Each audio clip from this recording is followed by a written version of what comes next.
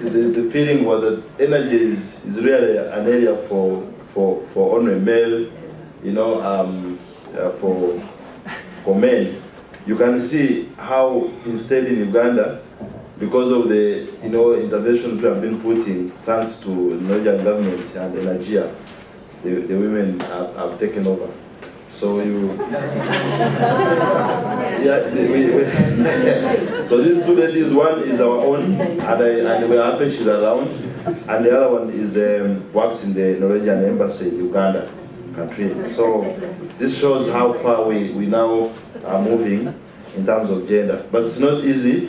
I will try to first of all talk about what REA is. I think for the benefit of participants to understand the setup of the energy sector in Uganda, and probably will move into the gender aspects or perspective of what we have.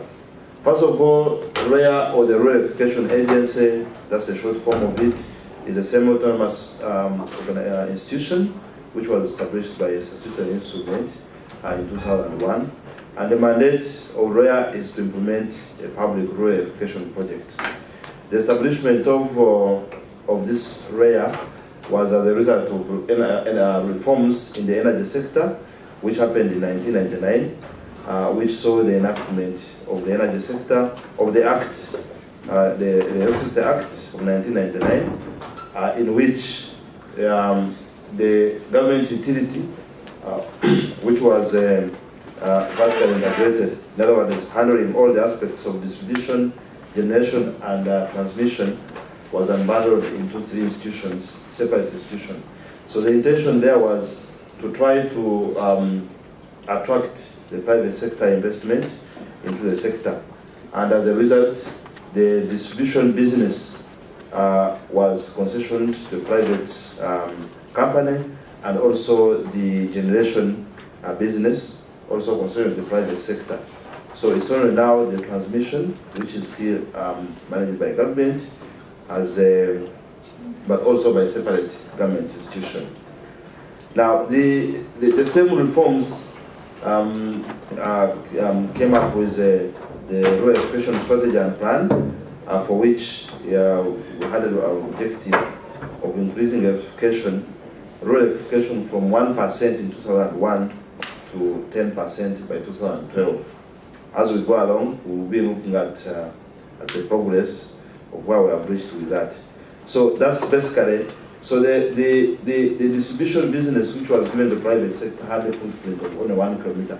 That meant, therefore, that government had put in place an institution to then extend electricity beyond the one kilometer footprint. And that's where the REA Electrification Agency is coming in place. And so our mandate is to ensure that we extend electricity to the rest of the country. So this is what I've just mentioned. Our mandate, therefore, is to, we do this basically through three broad activities.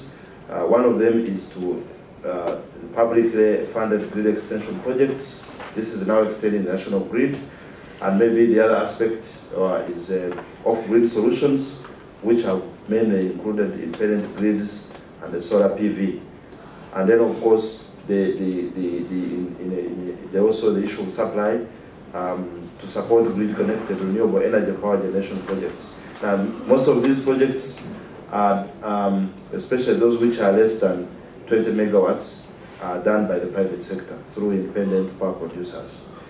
Now, the selection of projects that we do is mainly guided by the indicative REA Electrification Master Plan, which we was invoked to guide.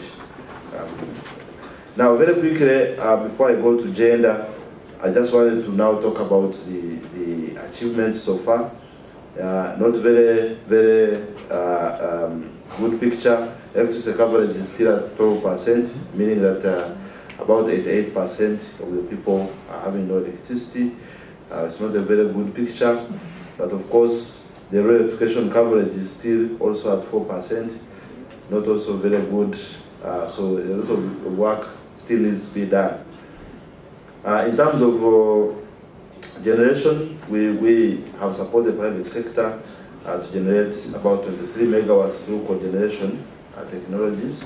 These are sugar companies.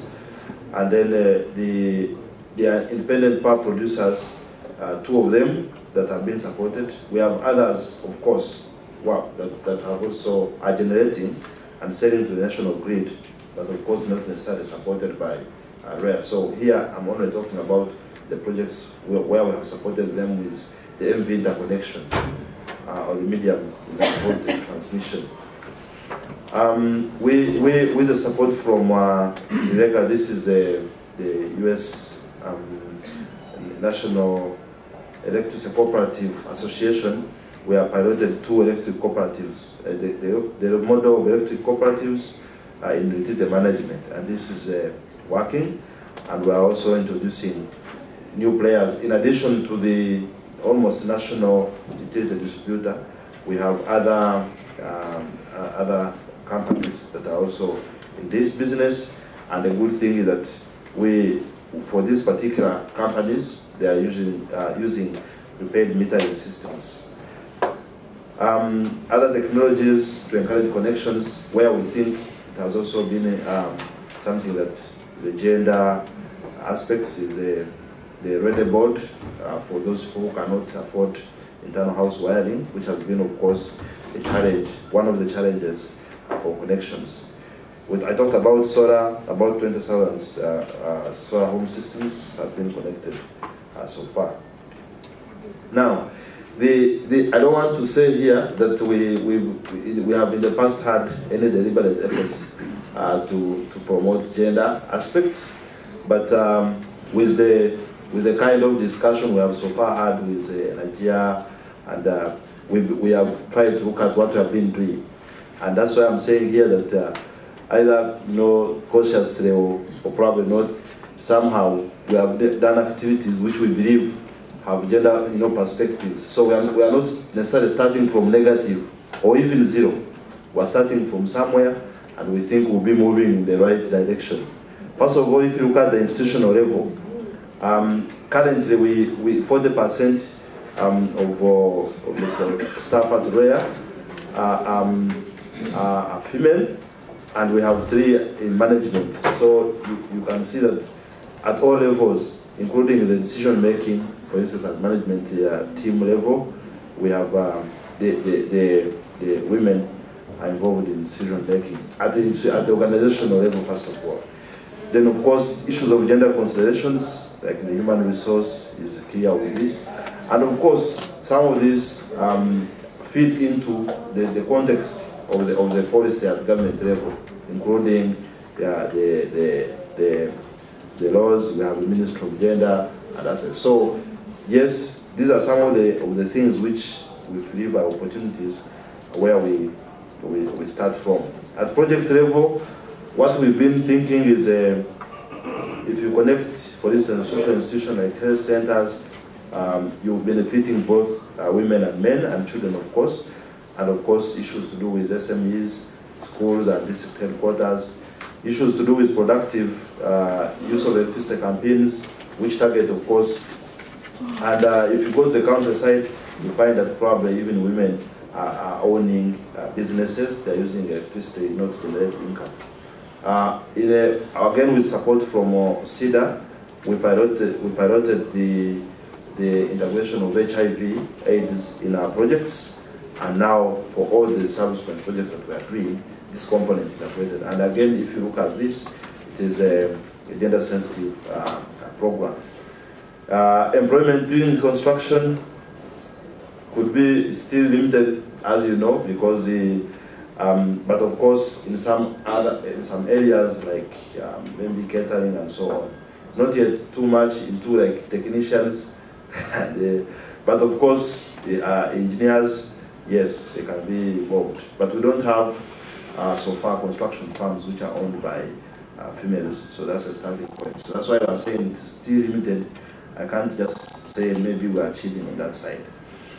Now, project implementation level, of course, issues of mobilization, sensitization, and community involvement, all these processes target both women and men, although there are challenges. For instance, if you talk about wage leaves and compensation, between me and you know, that crops will be on, for instance, if you're compensating for our medium voltage lines that we do, you basically are looking at the crops and maybe trees and so on.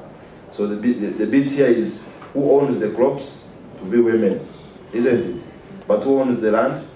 A man. Now when it comes to compensation, the idea is that we're not compensating land, but we are compensating the crops destroyed. So who should be paid? The woman. Okay, so these are the challenges that we still have there, because the man will say, this is mine, even the crops are mine, because they own the land. So those are some of the areas. Now the processes, as I mentioned, we support from the Norwegian government, where we had an initial scoping mission, which was done by ENERGIA, and we are grateful for this. And the reason here was, the objective was to try to identify concrete needs and possibilities for integrating gender activities within the planned rural electrification projects, which are now being supported by the Norwegian government. Actually, currently we have support for 8 rural electrification projects, and maybe others are already in advanced stages, but the feeling is that we can have these activities probably piloted in those which we are about to implement. Okay. So the activities of this scoping mission included, first of all, we said we needed to have like a gender team, because as I said, the organization did not have anybody responsible for gender, so we had to probably put in place some people to be able to champion this. And together with ENERGIA, the gender team organized workshops to try to see how we can incorporate gender in the energy sector, especially on the rural electrification. We had we visited, the gender team together with the scoping team visited 2 project areas, and they had meetings with members of the community and the contractors, those who are also doing the construction. Now that photo which I showed you was the field activity, but now this one is a meeting, and I'm sure the people in this could be common faces. I can see somebody smiling. Probably they are also in the picture here. But we all know about this, and Dr. May. So this is the team, and out of that, of course, a matrix was made, which included some of the entry points, and activities, and how it could be, there were a whole list of activities. What REA has done, the team has gone back and tried to see which are some of the activities that we can try to see and probably implement. Now, at institutional level, again, we're trying to divide this. We are looking at how do we then look at all these gender aspects and try to integrate them or incorporate them into the human resource policy. And this is where the experience of Kenya comes in handy. And that's why yesterday we were asking them to share with us, because I think this is where we're at the level where they have already moved. Then, of course, the issue of staff training and capacity building is important, and I'm happy my other presenters mentioned the issue of even, top-down, the management also understand the issue of gender mainstreaming, and then we go to the project level, staff, and so on. So this is an area that we'll be trying to look at. Now, at project level, include gender component in planning. This is important because we know that most of these energy projects, the planning is a long process, the feasibilities, the studies, and then also the packaging, the bidding documents. If all these aspects are integrated at that level, that is something that we're looking at. The HIV AIDS component, to try to also look at now gender aspects, and then we have the issues of connection subsidies, which we now can try to see how we target. Because the idea is that you initially have been targeting connections, irrespective of whether female or male, but now we can try to see what can be done differently. I mentioned about the studies and the issues of alternative energy and income saving models, which usually consider gender specific needs. I talked about the radar board, the solar issues. Baseline surveys, And then, of course, the issues of project proposals and so on to ensure that this institutional capacity building in the area of gender mainstreaming, and then to develop the gender mainstreaming matrix, which would guide the process. To also try to engender operational manual, including the communication strategy, monitoring, and bidding documents. I've talked about this. These are some of the recommendations which came up as a result of the studies.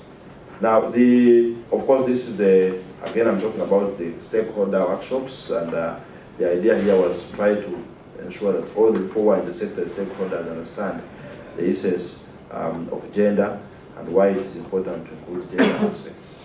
So, as for REA, we are saying what next, therefore. I think the most important thing we are looking at here is these entry points. We need to formulate them into an action plan for which we have to definitely attach, see the activities, attach, budget on the activities, and probably have complete or comprehensive action of what we want to do into a proposal for which we can then look for funds, be it in government or other, development partners, and maybe to try to pilot, gender mainstreaming concept in some selected projects first, okay? Because we have projects which are about to implement, so that we understand fully. It also helps in this institutionalizing and understanding the entire gender mainstreaming concept, so that we can therefore start, integrating it and institutionalize it. So integrate and implement the gender activities into the rest of the projects after you have got the lessons learned from the pilot. I'm sure this must be the last slide. Thank you very much.